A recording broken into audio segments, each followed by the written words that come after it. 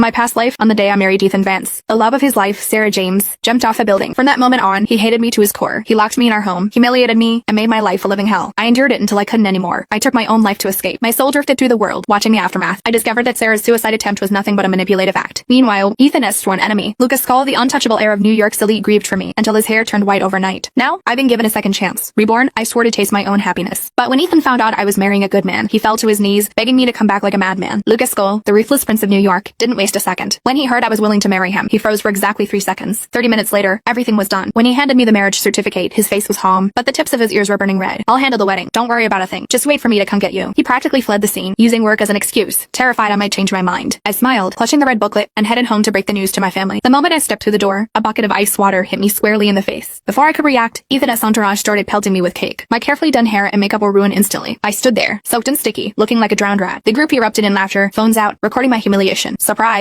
It's an engagement party for you and Ethan, just helping you loosen up. Everyone knows you threw away your dignity to marry Ethan. Can't take a little joke? Better get used to it. You'll be swallowing a lot more than this in the future. I shivered in the cold draft, water dripping down my neck. Ethan looked at me with a smirk. Don't be a buzzkill, Riley. Just because our parents pressured me into this doesn't mean I have to like it. Being Mrs. Vance isn't going to be easy. Even though I had lived this before, hearing these words from the man I had loved for 20 years still made my chest ache. Ethan and I grew up together. I loved him with a desperate, blinding devotion. 10 years of being his shadow, giving him everything. And all I got in return was cold ridicule. Well, not this time. I wasn't going to waste my second life on a man who didn't love me. I wiped a frosting from my face and spoke calm. I don't plan on being Mrs. Vance. Ethan froze. His friends laughed even harder. Ethan, you lucky bastard. She's playing hard to get before she's even through the door. This little wife of yours is something else. Who cares? Everyone knows Riley is just a dog following Ethan around. Since when does a dog get a say in its owner's business? Ethan has to stand deepened. Cut the act, Riley. No matter what you do, I won't love you. You can have my name, but you'll never have my heart. After the wedding, Sarah is moving in. You can pretend to be the wife, but remember in that house, you're lower than the help. And I've already had the lawyers draft a prenup. You won't get a dime of my money. I was stunned. In my past life, after Sarah jumped, Ethan tortured me because he blamed me for her death. But before that, he had always treated me decently. When we were kids and my parents were busy, he was the one who read bedtime stories. When I was bullied in school, he defended me and took me for rides on his motorcycle. 20 years of friendship. Even if he didn't love, he had always been like a big brother. His sudden cruelty made me suspicious. Had something changed that I didn't know about? Seeing my silence, Ethan assumed he had hurt me. He cleared his throat, seemingly feeling a twinge of guilt. Look, Sarah has suffered more than you need to make sacrifices to balance things out. As long as you don't give Sarah a hard time, I won't mistreat you in public. Before I could respond, Sarah started sobbing. Ethan, are you going soft on her? If she hadn't been so jealous and interfered, we wouldn't have been forced apart. Forget it. I know Miss High Minus and Minus Mighty looks down on someone like me. I didn't realize you were ashamed of me too, Ethan. I should just go die. She turned and ran. Ethan's face filled with panic. He shoved me aside and chased after her. My back slammed into the door handle. Pain shot through me, tears pricking my eyes. The others, having had their fill of the show, left me standing in the mess. I watched them leave and let out a bitter laugh. In my past life, shortly after our wedding, the Vance family